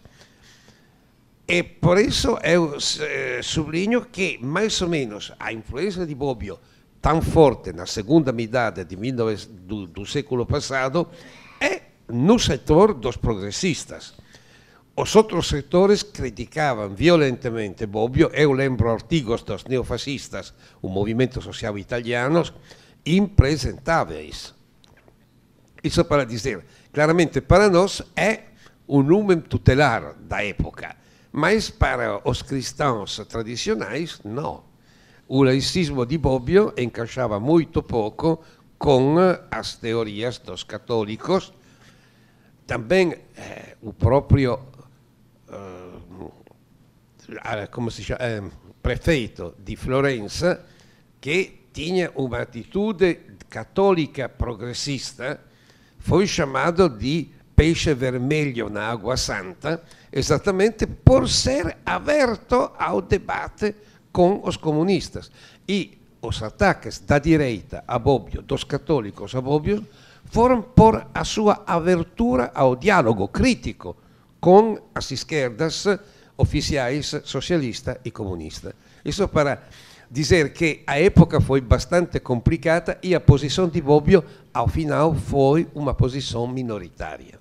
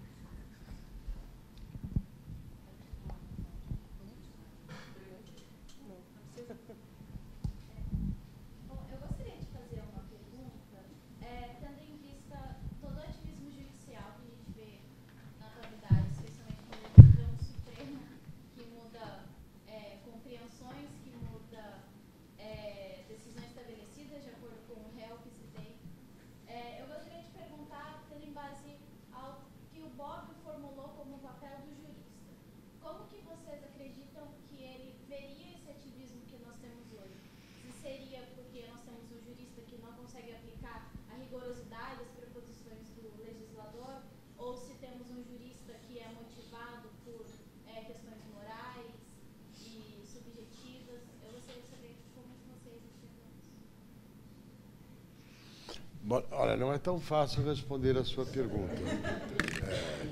E, sobretudo, não é tão fácil também avaliar os ministros do Supremo e outros à luz da sua pergunta. Não se pode fazer várias outras avaliações. Eu diria que há uma propensão do Bobbio ao garantismo, não? Ele escreveu um prefácio ao Ferraioli nesse sentido, não? Então, ainda que ele reconheça, mas ele escreveu um dos primeiros textos sobre princípios gerais do direito, não? Numa época em que quem tratava de princípios gerais do direito eram os professores de direito internacional, por conta do Estatuto da Corte, que, aliás, o Bob também refere, porque a ideia de que o direito internacional era um direito incompleto, então você precisava preencher as insuficiências ou lacunas, e os princípios gerais tinham esse papel. E no texto dele sobre princípios gerais, ele diz que a função, né, voltando aí à função dos princípios gerais é a expansão axiológica do direito, não?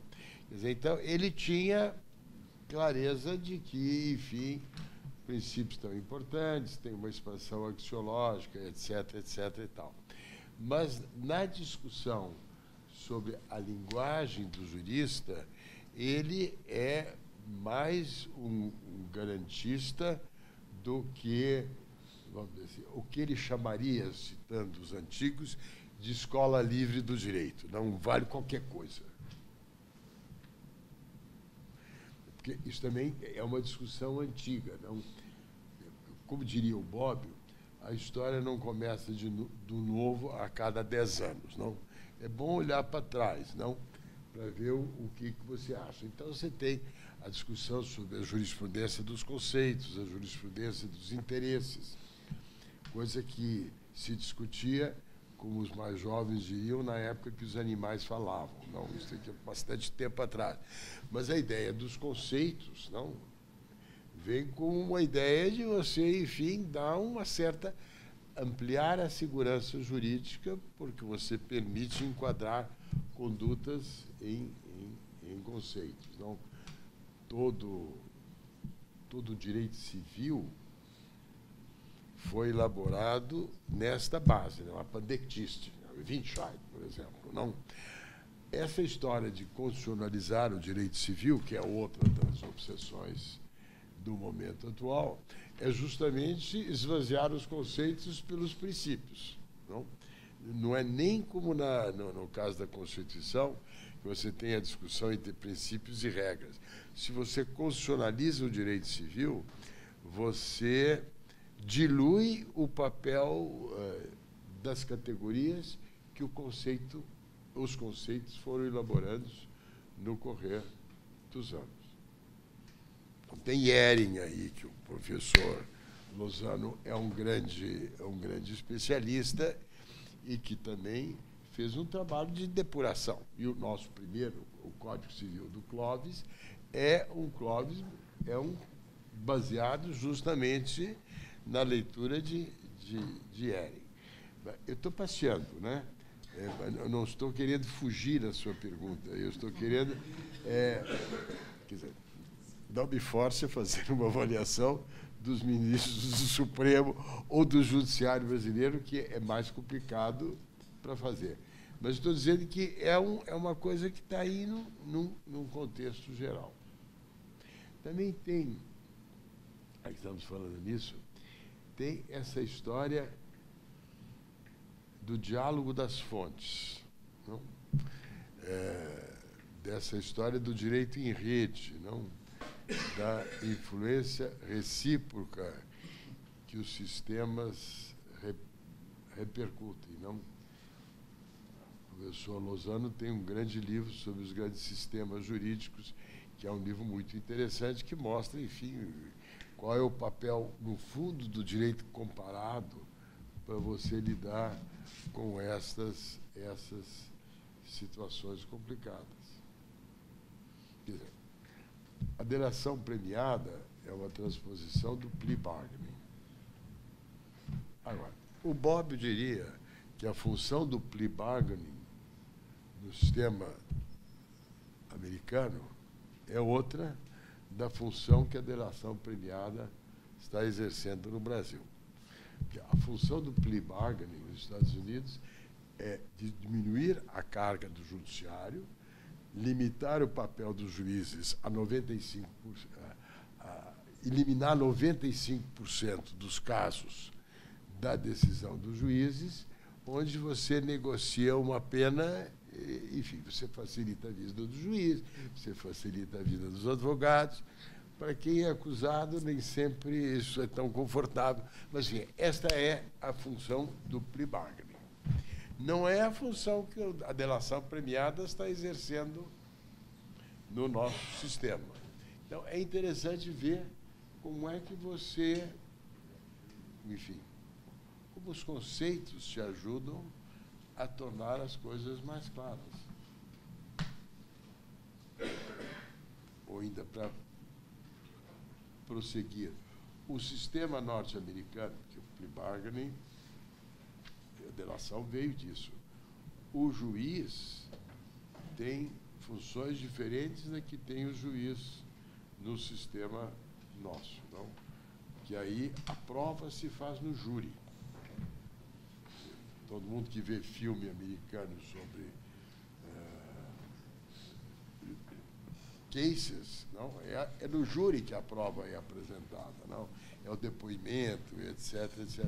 Não é o que nós fazemos, não é a tradição nossa.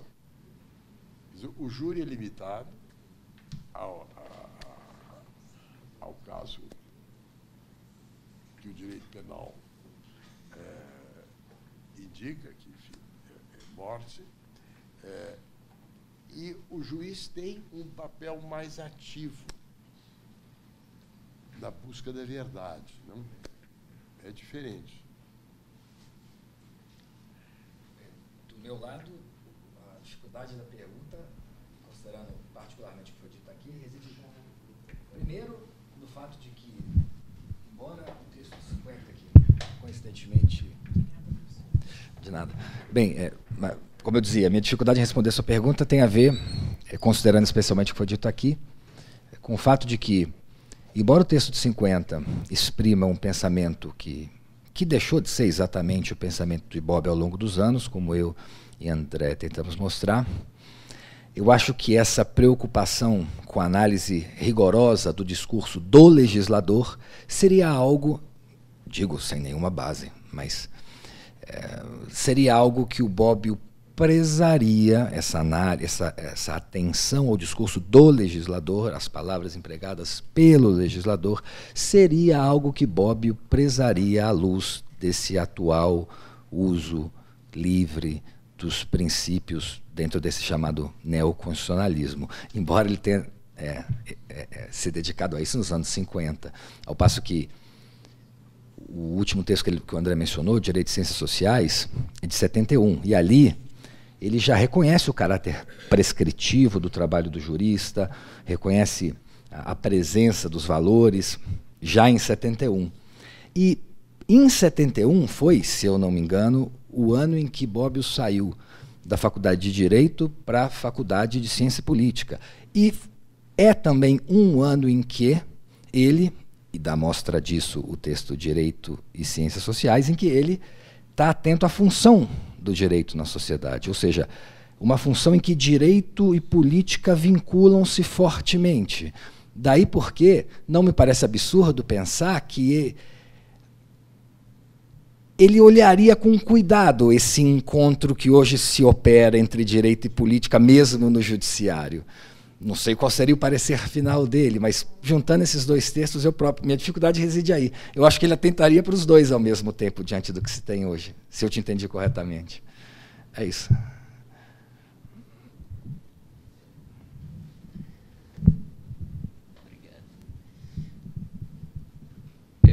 Eu também, se eu entendi corretamente a sua pergunta, e também sem entrar no mérito das orientações de ministros do Supremo especificamente, você aponta para um problema contemporâneo que Ferraioli, justamente em um prefácio à nova edição de Justnaturalismo e Positivismo, acho que nos anos 2000, vai pontuar que é justamente esse trabalho do jurista de definir a validade ou invalidade, melhor dizendo, material das normas. E aí entra em discussão um fenômeno razoavelmente novo, que é, enfim, as constituições rígidas e as normas com uma eficácia projetiva. Então, para dar um exemplo não muito acalorado de decisão do Supremo que choca essas duas metódicas diferentes. E que teve repercussões diferentes, em visões diferentes dentro do Supremo. O caso do amianto. Você tem a Constituição que prescreve, claro, direito à saúde, que é um dever do Estado, de modo amplo, né? É um princípio.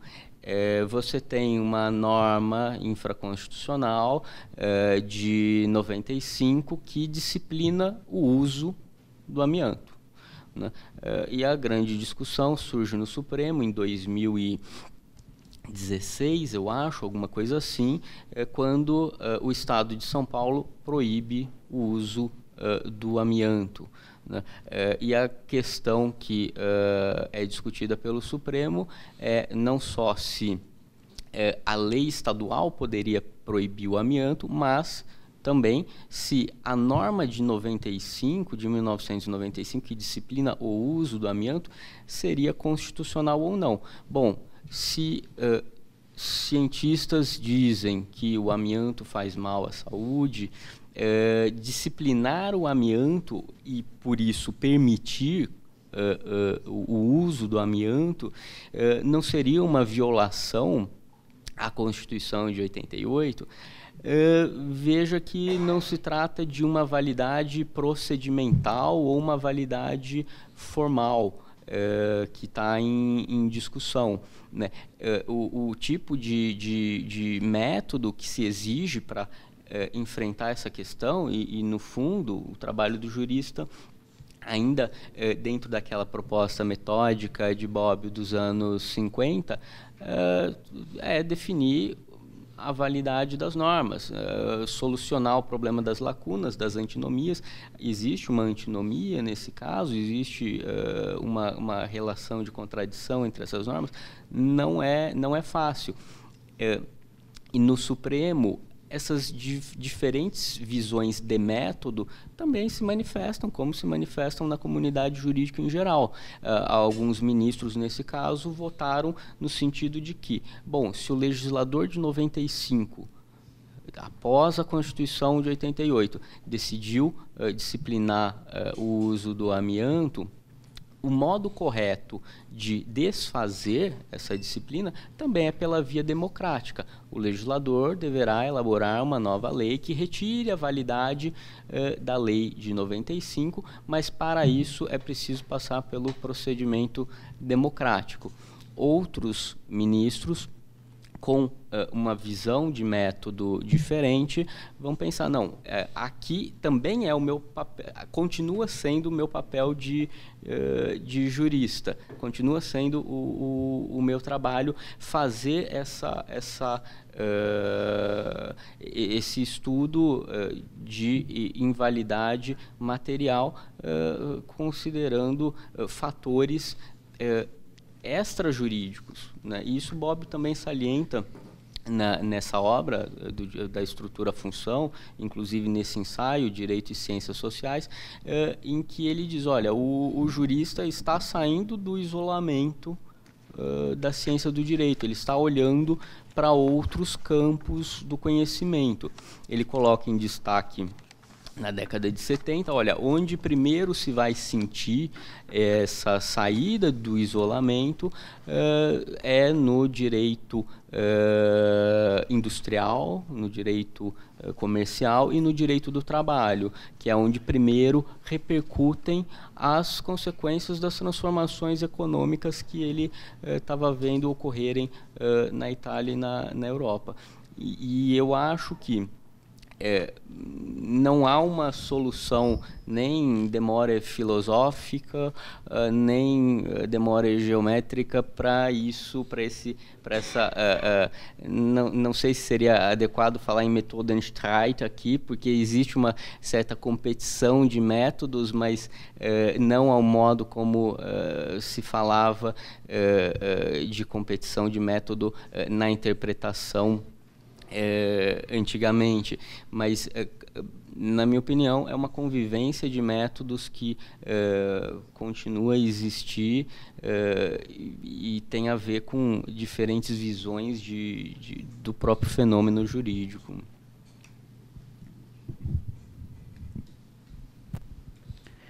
Agradecemos as perguntas, agradecemos a participação dos nossos convidados e a brilhante contribuição.